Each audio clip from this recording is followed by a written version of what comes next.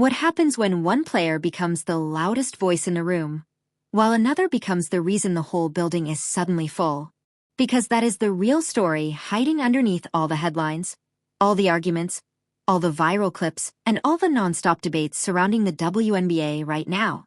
On one side, you have Angel Reese, one of the most talked about names in women's basketball, a player who knows how to command attention, dominate social media, spark controversy, and keep people reacting every time she says something bold.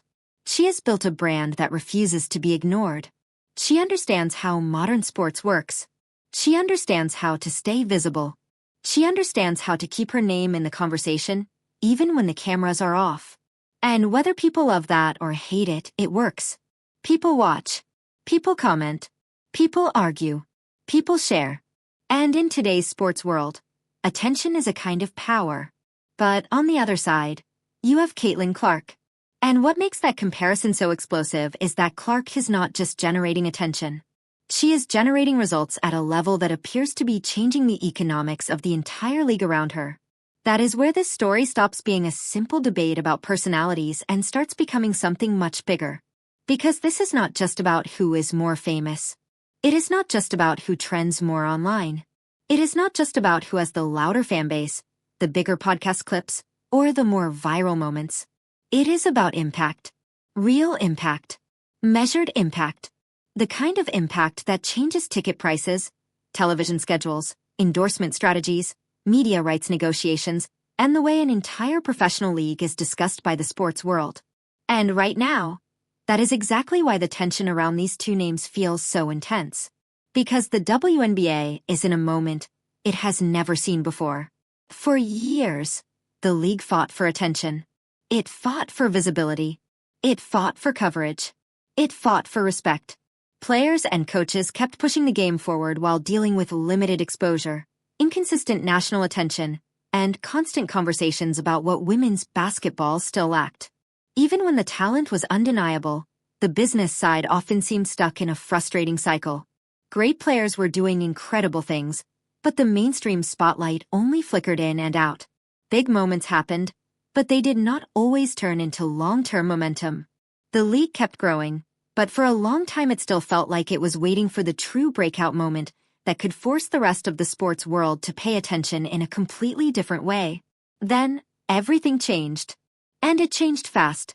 Suddenly, women's basketball was no longer sitting on the edge of the conversation. It was crashing into the center of it.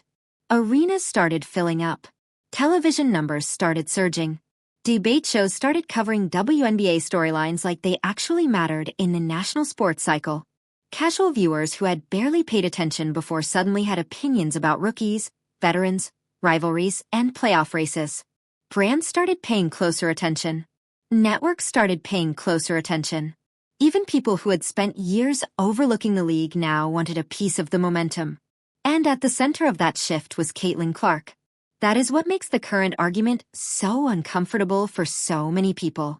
Because once real numbers enter the conversation, everything becomes harder to fake. You can fake buzz for a while. You can fake outrage. You can fake confidence. You can even fake the feeling of cultural importance for a few news cycles if the internet decides to carry it. But you cannot fake sold-out arenas. You cannot fake billion-dollar business decisions. You cannot fake ratings spikes large enough to make executives change strategy. And you definitely cannot fake what happens when one player becomes so important to the league's visibility that every conversation about the future of women's basketball somehow circles back to her.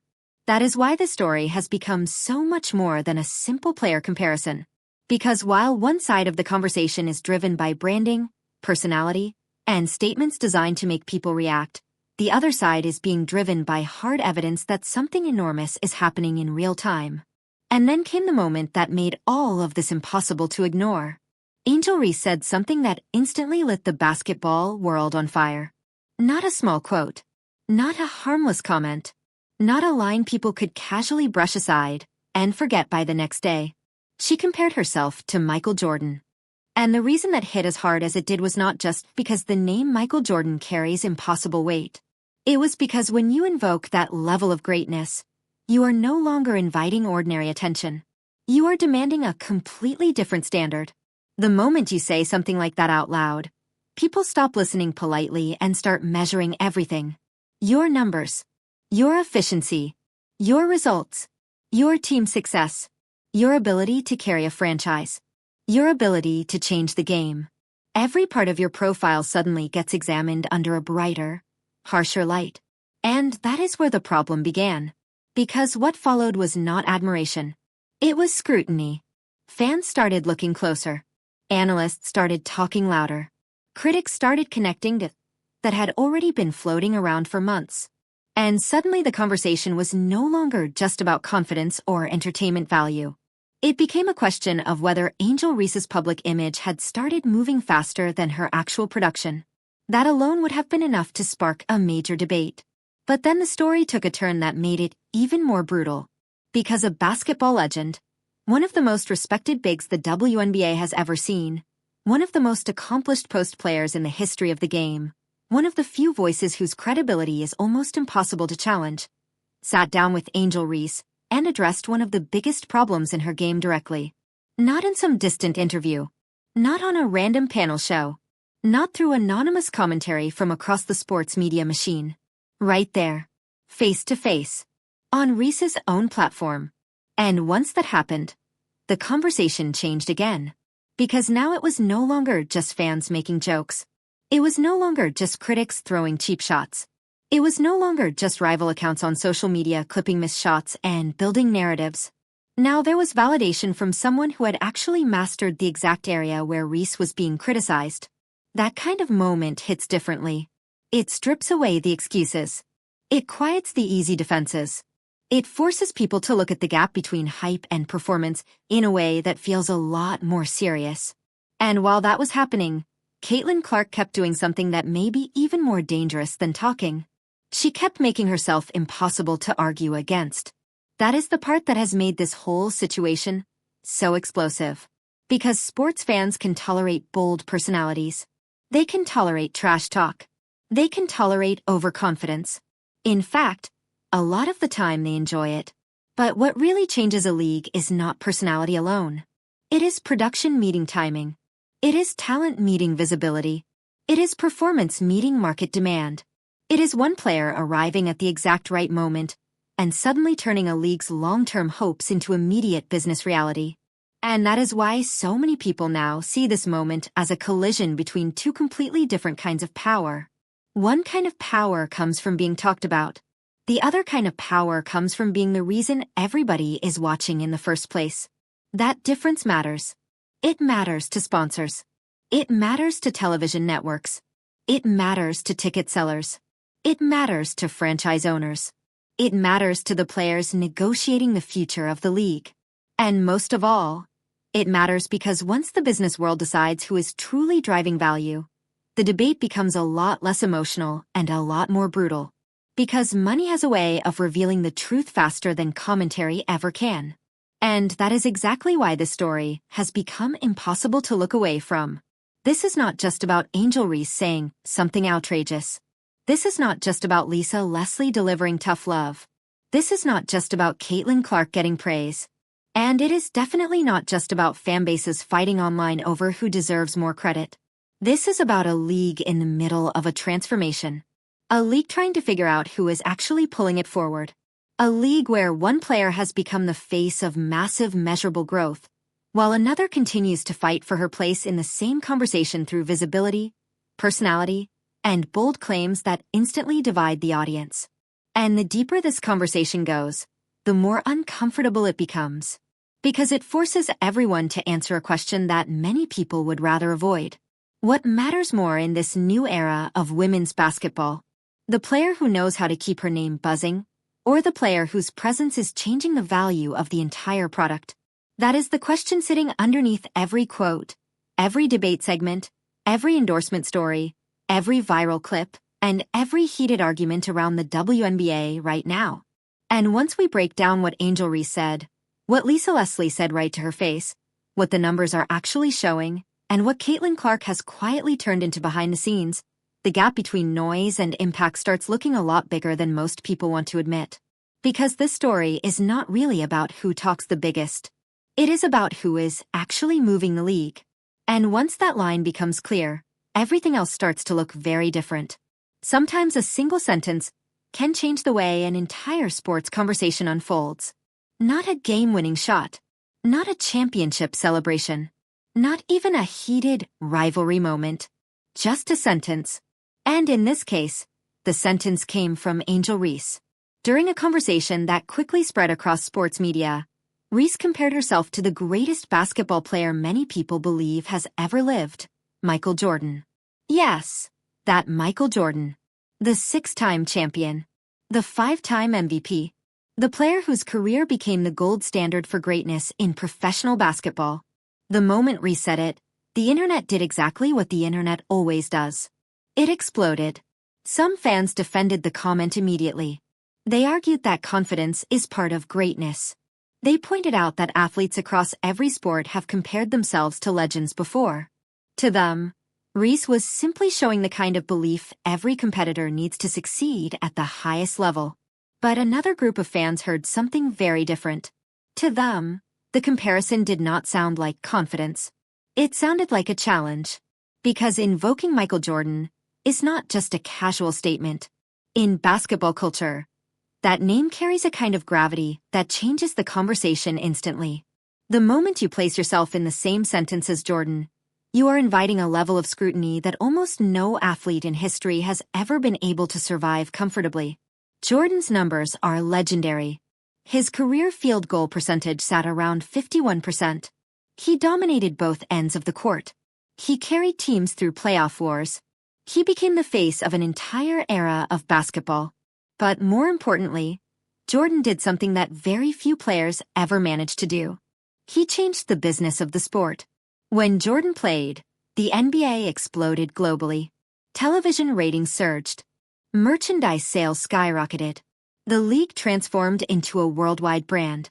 His presence alone made the game bigger. And that is where the comparison started getting uncomfortable. Because when people began examining Reese's actual production, the gap between the statement and the numbers became impossible to ignore.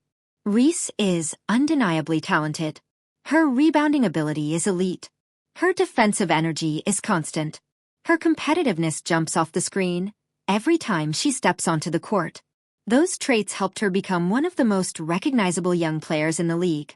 But the moment the Jordan comparison went public, fans did what sports fans always do. They opened the stats.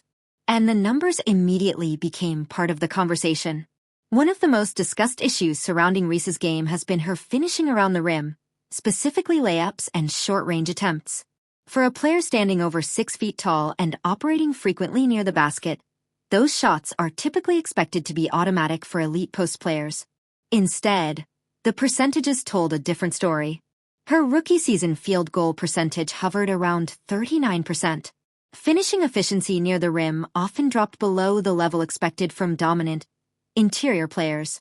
In basketball terms, that matters a lot, because layups are supposed to be the easiest shot in the sport. They happen close to the basket, often without heavy defensive pressure, and historically they are one of the highest percentage scoring opportunities on the floor. When a player struggles consistently with those attempts, analysts start asking serious questions about mechanics, touch, timing, and footwork. And that is exactly what happened. Clips of missed finishes started circulating online. Highlight reels turned into meme compilations. Even commentators on live broadcasts occasionally reacted with visible surprise when certain shots did not fall. None of that would have been quite as loud if the Michael Jordan comparison had never entered the conversation. But once that comparison existed, every missed shot suddenly carried more weight. Because fans were not just watching a young player developing anymore. They were evaluating someone who had publicly placed herself in the same sentence as the most efficient superstar of all time. That difference changed everything. And to be fair, Reese has never been shy about building a larger identity around herself. From her college career to her arrival in the WNBA, she has leaned into the spotlight in a way that many modern athletes intentionally do. She launched media appearances. She built a powerful social media presence. She signed major endorsement deals. She created a podcast and began expanding her influence beyond the basketball court. In many ways, she was following the blueprint that modern athletes use to become cultural figures instead of just players. The strategy made sense.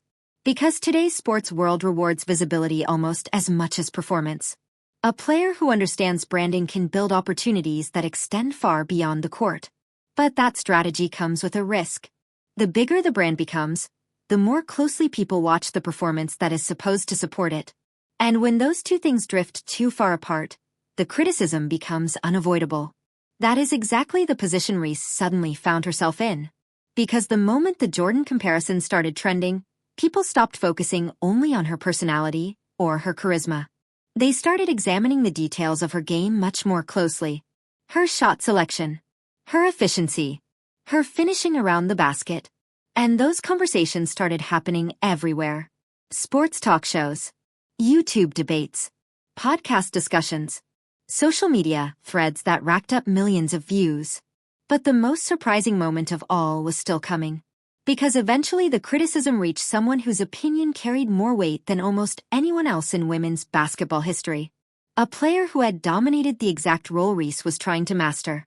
A player whose career had already proven what elite finishing around the rim is supposed to look like.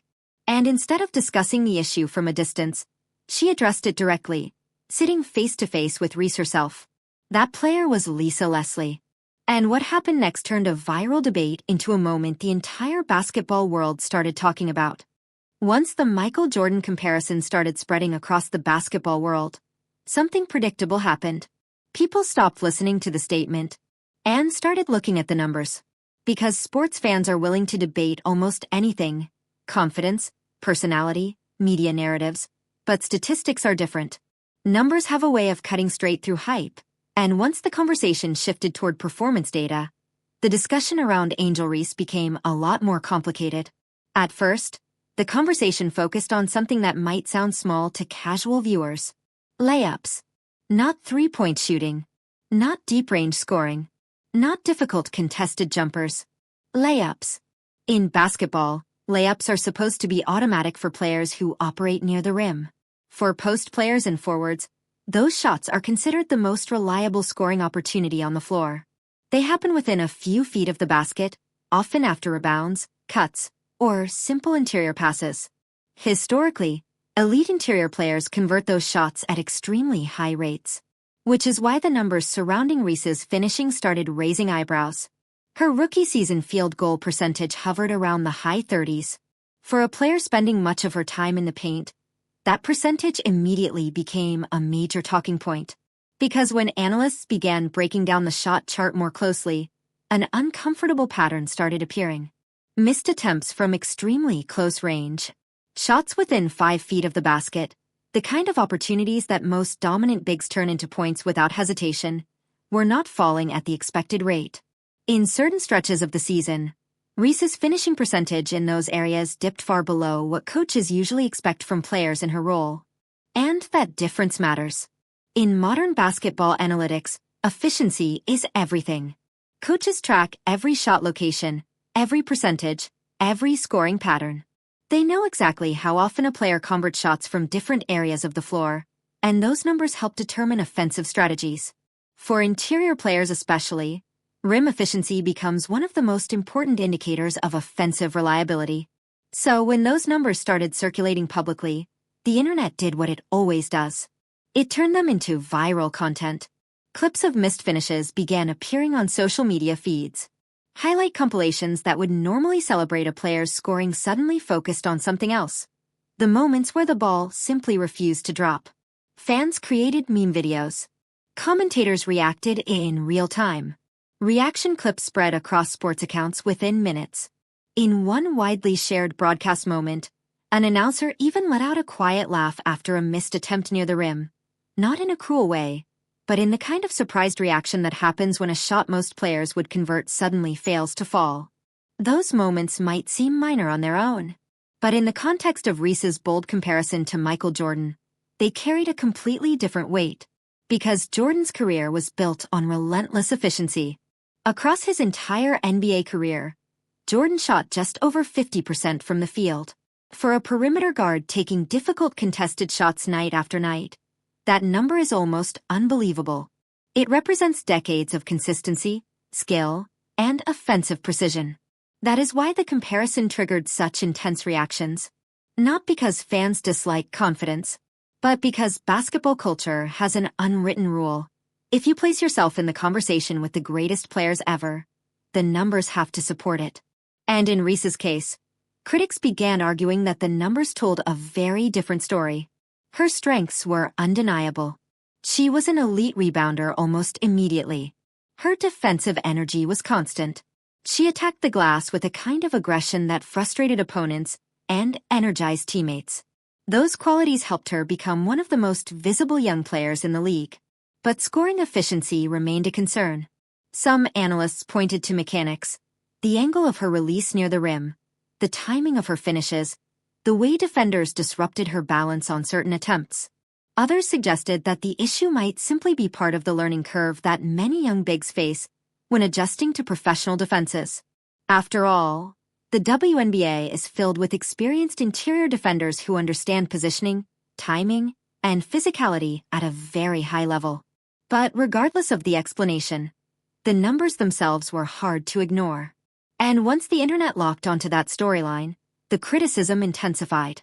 Some fans began arguing that Reese's growing brand presence, podcast appearances, endorsements, media visibility, was expanding faster than her on-court production. Others pushed back, pointing out that young players often take several seasons to refine their scoring efficiency. They argued that Reese's rebounding dominance alone already made her a valuable contributor. Both sides of the argument continued building momentum. But the most interesting moment was still ahead. Because while fans and commentators debated the issue from a distance, someone with far deeper experience watching post players noticed the same thing. Someone who had spent her career mastering the exact skill Reese was struggling with. Finishing around the basket. This was not a random analyst. This was not a commentator searching for attention. This was one of the most respected big players in the entire history of the WNBA. A player who had dominated the paint for years, winning championships, earning MVP awards, and establishing herself as one of the most technically skilled post players the league had ever seen. Her name was Lisa Leslie.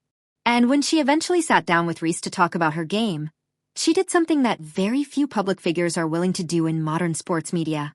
She told the truth directly. Not through rumors. Not through anonymous criticism.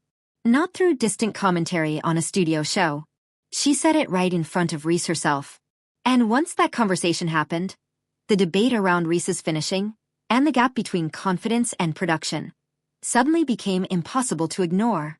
Because when someone with Lisa Leslie's resume speaks about how a big player should finish at the rim, the basketball world tends to listen very carefully. And what she said next turned a viral criticism into one of the most talked about moments in the WNBA conversation. At some point, every debate in sports reaches a moment where opinions stop sounding like noise and start sounding like authority. For weeks, fans had been arguing online about Angel Reese and her struggles finishing around the rim. Commentators had pointed it out. Analysts had discussed it on broadcasts. Social media accounts had clipped together highlight reels showing missed attempts that quickly turned into viral memes. But all of that still felt like outside criticism. The kind athletes can easily brush aside. Because fans talk. Commentators debate. The internet exaggerates everything. But when the criticism comes from someone who has actually mastered the exact skill being questioned, the conversation changes instantly.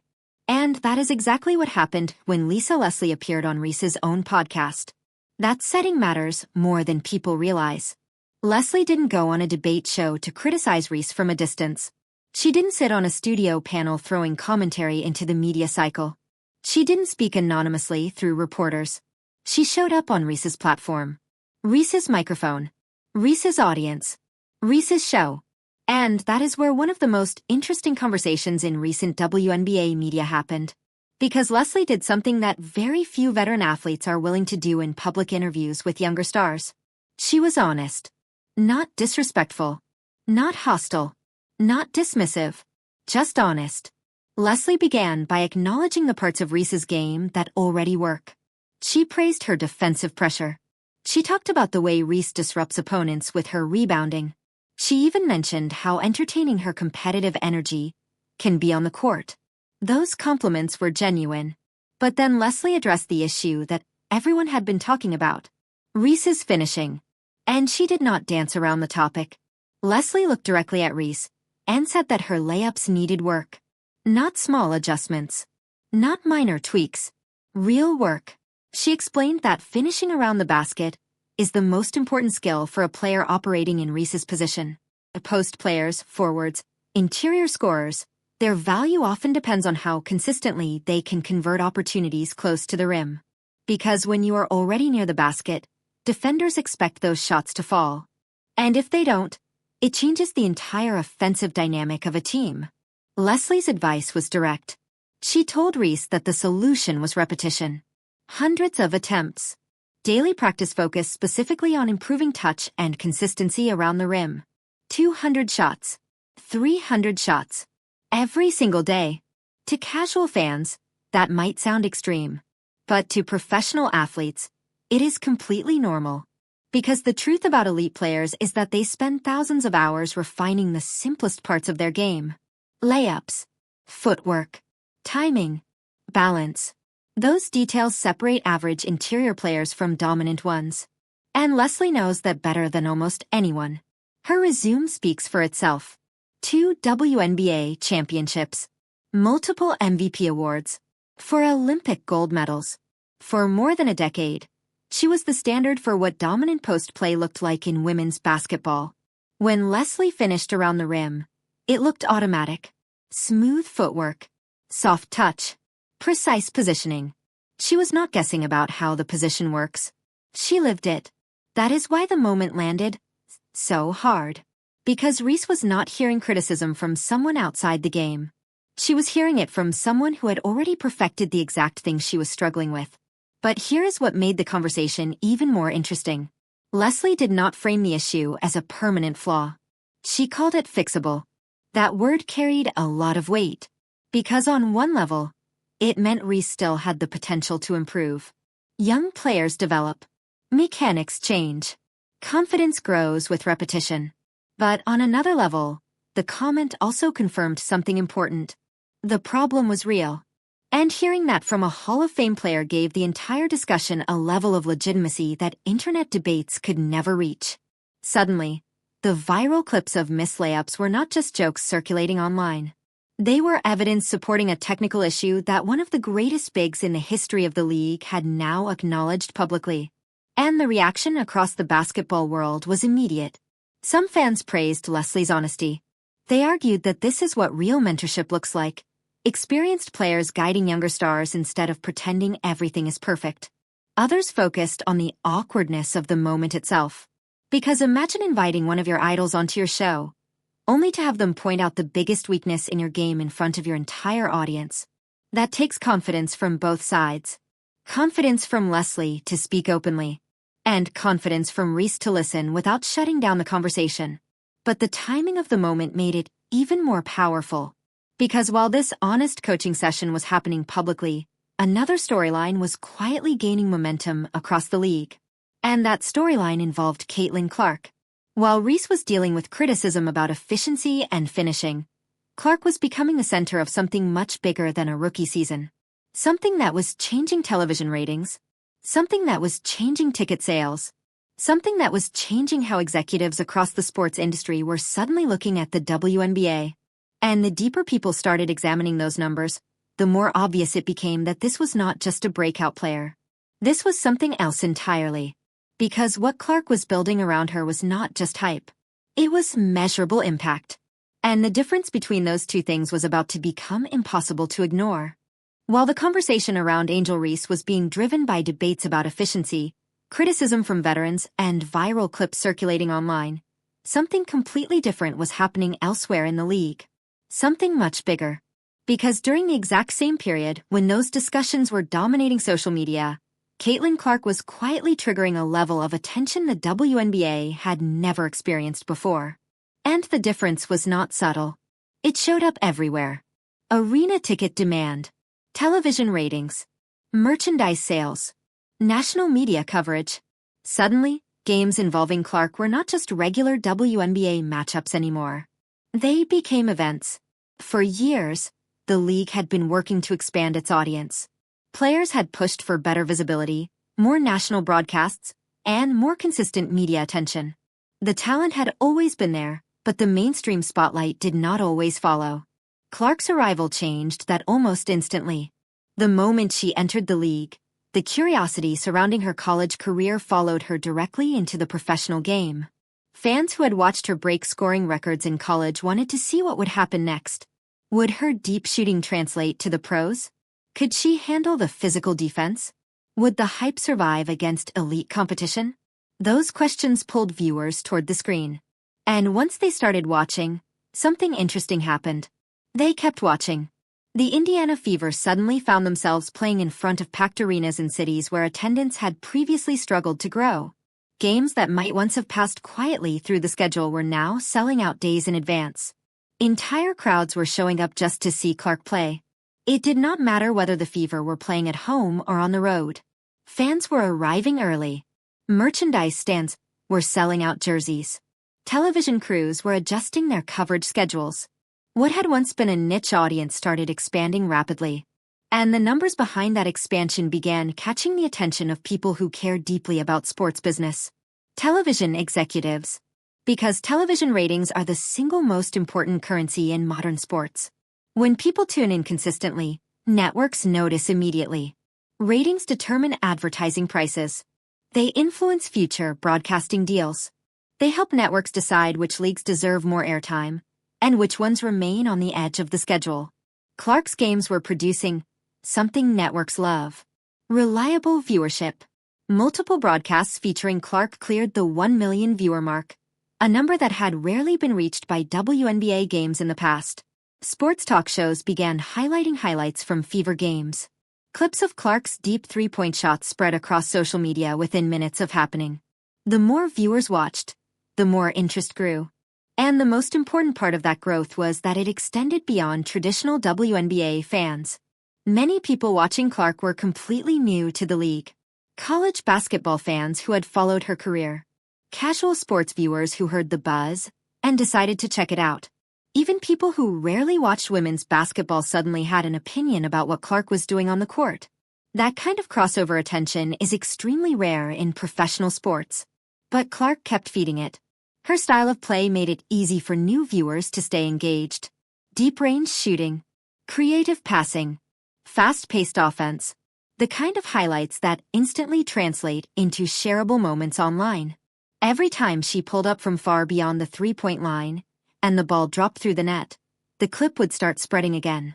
Every time she threaded a pass through two defenders for an assist, fans would replay it. And slowly, a phrase began appearing in sports media conversations: the Caitlin Clark effect. That phrase was not just about basketball skill. It was about momentum. Because once the league realized how much attention Clark was attracting, something else started happening behind the scenes. Networks began paying closer attention to the WNBA's future. For years, the league had been negotiating for stronger media partnerships. Executives wanted deals that reflected the growing interest in women's sports. They wanted contracts that could support higher salaries, stronger marketing campaigns, and better long-term financial stability. But negotiations like that always depend on one critical factor: demand. And Clark's presence suddenly gave the league a powerful argument. Look at the ratings. Look at the sold-out arenas. Look at the new fans entering the ecosystem. Those numbers were impossible to ignore. Television executives across multiple networks started competing for a piece of the growing audience. Companies that had once treated WNBA broadcasts as secondary programming were now realizing that something bigger might be unfolding. And that realization led to one of the most important financial moments in the league's history: a new media agreement. An 11-year deal valued at more than $2 billion. That number did not appear out of nowhere. It appeared because executives believed the league's audience was expanding fast enough to justify the investment. And many of those executives were watching the exact same thing fans were watching: Caitlin Clark games. Because when a single player begins influencing how networks evaluate the value of an entire league, the conversation changes from hype to economics. Suddenly, Clark was not just a rookie. She was a business driver. Sponsors noticed. Media companies noticed. And even veteran players around the league began acknowledging what was happening. including the same Hall of Fame legend who had just given Angel Reese that brutally honest advice about finishing around the rim. Because when Lisa Leslie spoke about Clark's impact, she did not hesitate. She said something that many people inside the league had already started realizing. When one player brings attention, everyone benefits. More viewers means more sponsorship money. More sponsorship money means better contracts. Better contracts mean stronger long-term opportunities for every player in the league. It becomes a chain reaction. And right now, Clark appears to be sitting right at the center of that reaction, which makes the comparison between her rise and Reese's public persona even more fascinating. Because while Reese has built a brand fueled by personality and controversy, Clark has built something else entirely. Momentum backed by numbers. And once those numbers started influencing billion-dollar decisions, the gap between noise and measurable impact became much harder to ignore. Once the surge around Caitlin Clark started showing up in ratings, ticket sales, and social media engagement, the attention didn't stop with fans. It moved into boardrooms. Because the people who run major sports networks watch numbers very closely. And when those numbers start rising faster than expected, executives start asking one simple question. Is something big happening here? For years, the WNBA had been negotiating for stronger media partnerships. The league had talent, history, and a loyal fan base, but it still struggled to secure the kind of long-term television deals that major sports leagues rely on for financial growth. Broadcast time was often limited. Primetime slots were rare. And when games were shown nationally, they didn't always receive the same promotional push that other leagues enjoyed. But suddenly, something changed. When Clark entered the league, the audience numbers surrounding WNBA broadcasts began shifting dramatically.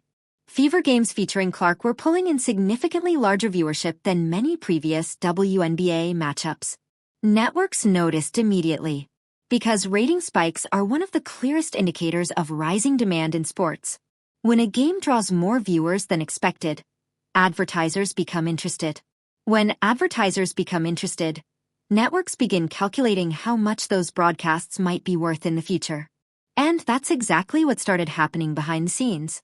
Executives at major media companies began reevaluating the potential value of WNBA broadcasts. Instead of treating the league as a niche product, they started asking whether the momentum building around players like Clark might represent a much larger opportunity. Several major companies entered the conversation. Disney, Amazon, NBC. Each of them saw something worth competing for. The result was one of the most important financial moments in the history of the WNBA. A massive new media rights agreement worth more than $2 billion. The deal stretched over more than a decade and represented a dramatic increase in the league's overall broadcast value. For years, people had debated whether women's professional basketball would ever reach a level of commercial interest strong enough to support deals of that magnitude. Now it had happened, and the timing raised an obvious question. Why now? The league had talented players for decades. Legends had dominated the court long before this moment. But the sudden surge in attention surrounding the league happened during the exact same period that Clark arrived. That coincidence did not go unnoticed. Sports economists, analysts, and league insiders started examining the data more closely. Clark's games were consistently among the most watched broadcasts. Ticket demand for Indiana Fever games skyrocketed. Merchandise sales linked to Clark surged. And television networks realized something important. When Clark played, people tuned in. That kind of consistency is extremely valuable in sports broadcasting. Networks want events that audiences care about, games that viewers will schedule their time around. Clark's presence started turning regular season matchups into must-watch television. Some broadcasts featuring Clark passed the 1 million viewer mark, a milestone that had previously been difficult for the league to reach consistently. Those numbers gave executives confidence that something bigger was happening. And when media companies compete for broadcast rights, the value of those rights rises quickly. That competition helped push the league's new agreement into the multi-billion-dollar range. But the story doesn't stop with television money. Because when broadcast deals grow, the impact spreads throughout the entire league. Higher media revenue means more resources for marketing. It means better exposure for players. It means greater leverage during collective bargaining negotiations.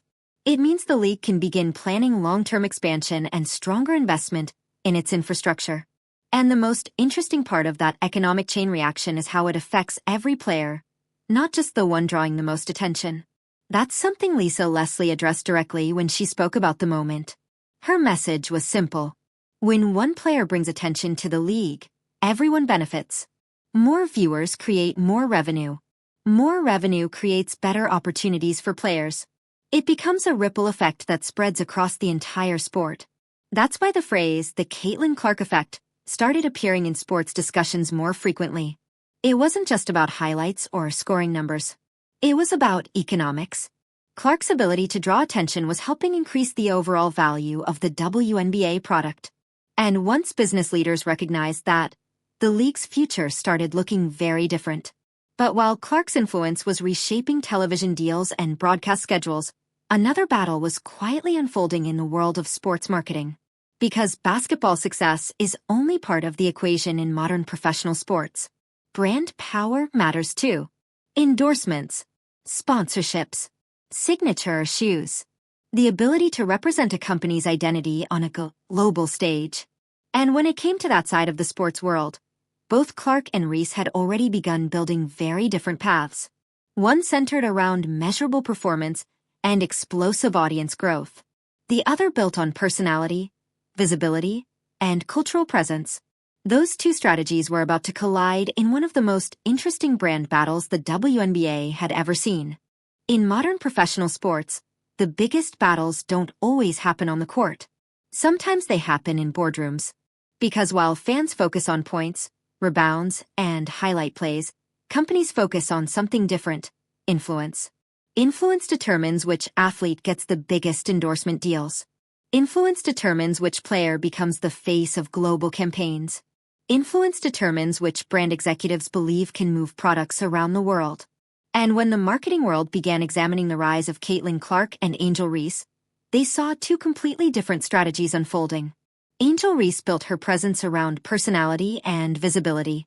From the moment she entered the professional spotlight, Reese understood how to stay relevant in the modern sports conversation. She leaned into social media. She embraced bold quotes. She launched media appearances and interviews that kept her name circulating in the headlines. She created her own podcast. She built a brand identity that extended beyond basketball itself. Reese positioned herself as an entertainer, a personality, and a cultural figure who could generate attention even when she wasn't on the court. For companies looking for athletes with strong social media influence, that approach was attractive. And eventually it led to one of Reese's biggest off-court partnerships, a major endorsement deal with Reebok. The partnership was built around potential and visibility.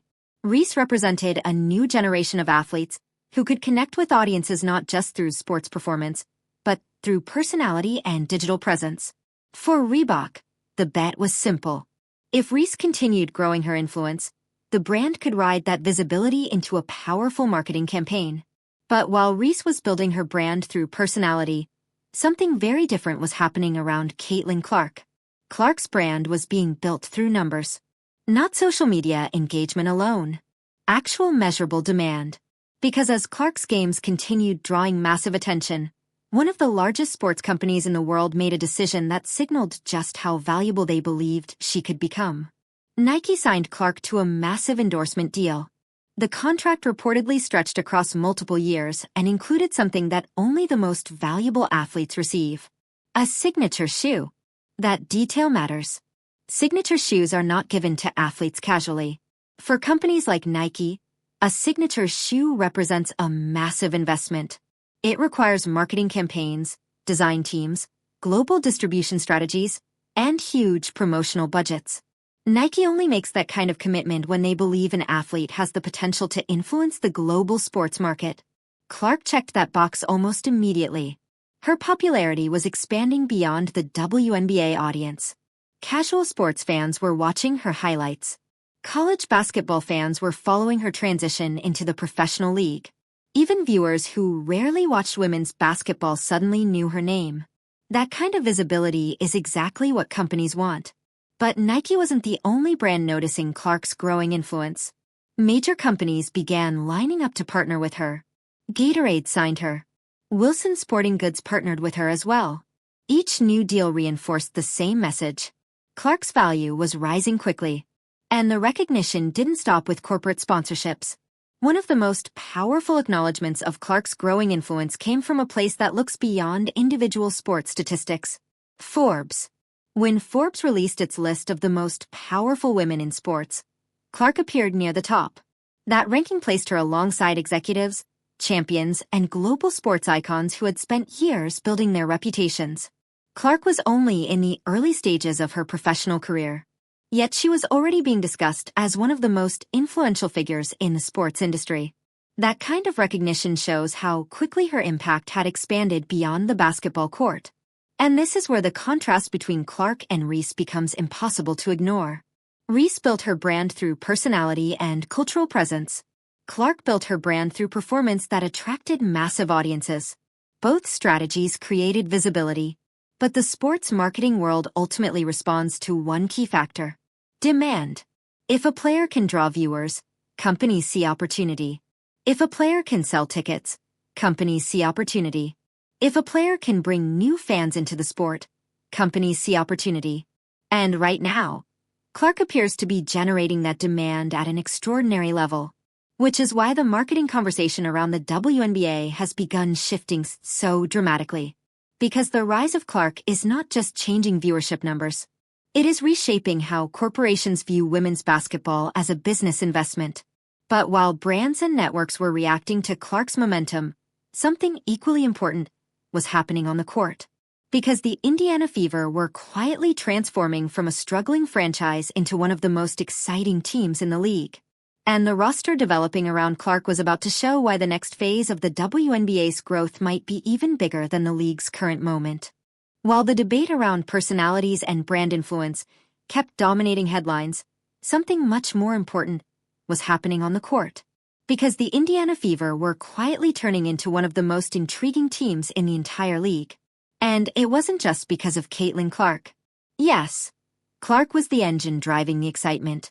Her ability to stretch the floor with deep shooting and her elite playmaking immediately made the Fever one of the most entertaining teams to watch.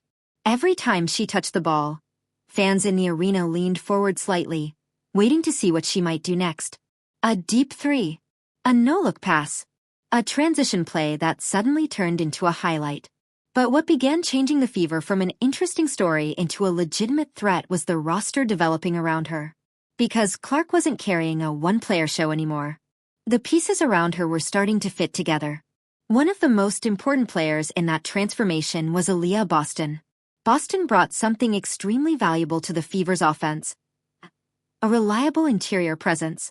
While Clark stretched defenses from the perimeter, Boston gave the team a strong scoring option near the basket. Her finishing ability around the rim created balance. Defenses couldn't simply collapse on Clark because Boston was capable of converting inside opportunities with efficiency and strength. That inside-outside combination forced opposing teams to make difficult decisions about how to defend the Fever. Then there was Kelsey Mitchell. Mitchell had already established herself as one of the most dangerous scorers in the league before Clark even arrived. Her ability to create her own shot added another layer to the Fever's offense. Defenders couldn't focus solely on Clark because Mitchell could take over possessions at any moment. That kind of scoring depth is critical in professional basketball. It prevents defenses from targeting a single player. It creates spacing. It gives teams multiple ways to generate offense during difficult stretches of a game. But the Fever's growth didn't stop there. Players like Lexi Hull started emerging as important contributors as well. Hull's energy, defensive intensity, and willingness to do the small things on the court helped the team develop the kind of chemistry that winning organizations depend on. Every successful basketball team eventually builds a group of players who understand their roles. The star who creates offense. The scorer who can explode for points. The defender who disrupts opponents. The role player who brings consistency and toughness every night. The Fever were starting to look like that kind of team. And Clark herself often emphasized the importance of that chemistry. She spoke publicly about celebrating her teammates' success, encouraging open shots, and creating an environment where players supported each other instead of competing for attention. That kind of mindset can change a locker room. Because when players trust each other, the team starts playing differently. Passes arrive a little faster. Rotations on defense become sharper. Players move without the ball because they believe someone will find them. The result is a style of basketball that feels connected. And fans can feel that connection when they watch. It shows up in the fourth quarter. It shows up during close games. It shows up when a team faces adversity, but keeps fighting together instead of falling apart. For the Fever, that development represented a major shift. Not long ago, the franchise had struggled near the bottom of the standings. Rebuilding teams often spend years searching for the right mix of talent and leadership. But the arrival of Clark accelerated that process. Because her presence attracted attention. That attention attracted investment. And that investment allowed the team to build a roster capable of competing in ways the franchise hadn't experienced in years. Meanwhile, the atmosphere inside Fever home games had completely transformed. The arenas were loud. Fans were wearing Clark jerseys.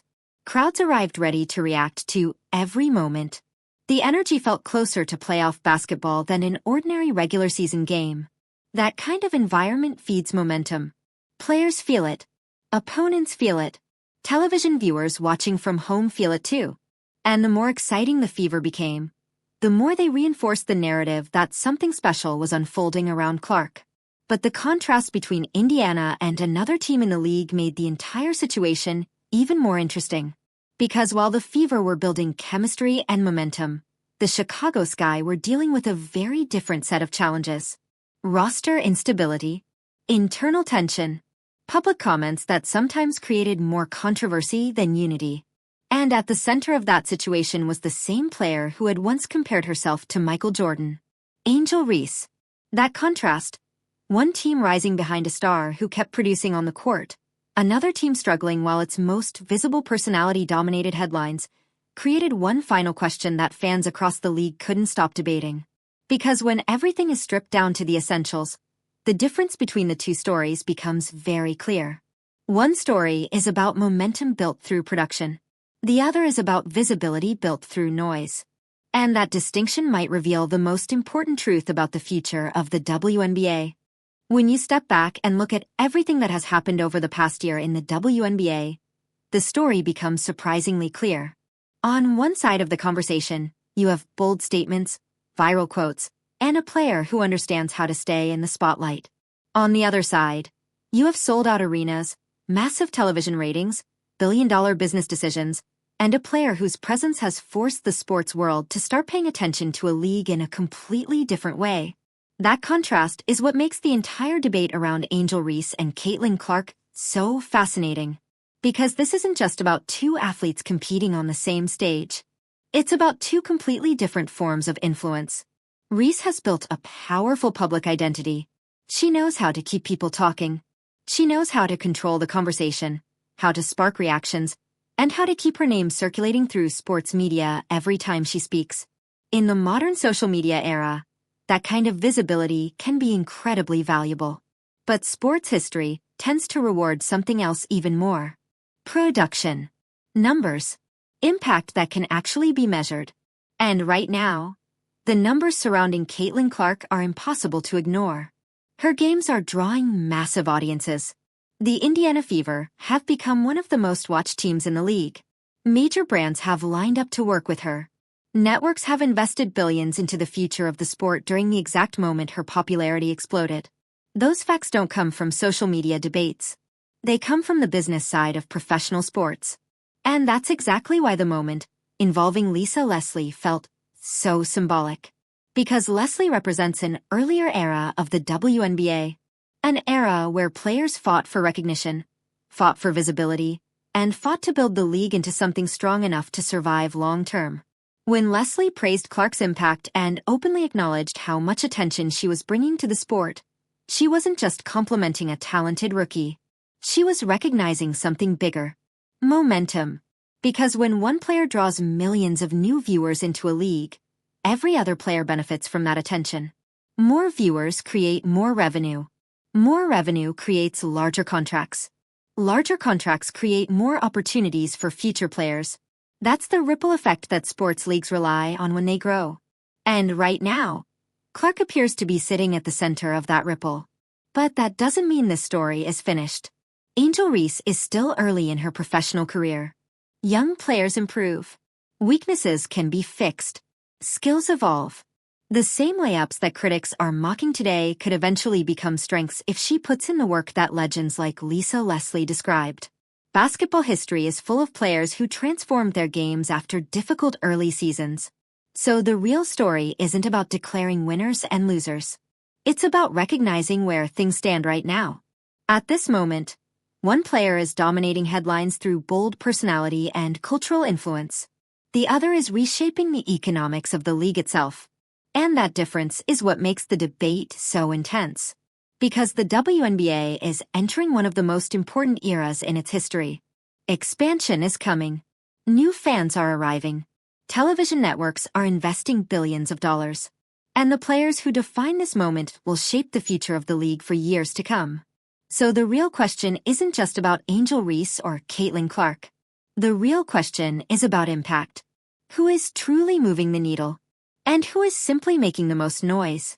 That's a debate that fans across the basketball world are still arguing about. Now I want to hear what you think. Do you believe Caitlin Clark is the player driving the WNBA's massive surge in popularity right now? Or do you think Angel Reese deserves more credit for helping push women's basketball into the spotlight? Drop your opinion down in the comments. I read every single one, and some of the best takes from this community actually shape future videos on this channel. And if you enjoy deep breakdowns like this that go beyond the headlines and explain what's really happening inside the world of basketball, make sure you subscribe to the channel. Right now, only a small percentage of the people watching these videos are actually subscribed. Subscribing helps the channel grow. It helps more fans discover these conversations, and it allows us to keep producing in-depth content about the biggest stories in the game. So take a second, hit the subscribe button, like the video if you enjoyed it, and turn on notifications so you don't miss the next breakdown. Because the story of the WNBA's new era is only just beginning. And the next chapter might be even bigger than anything we've seen so far.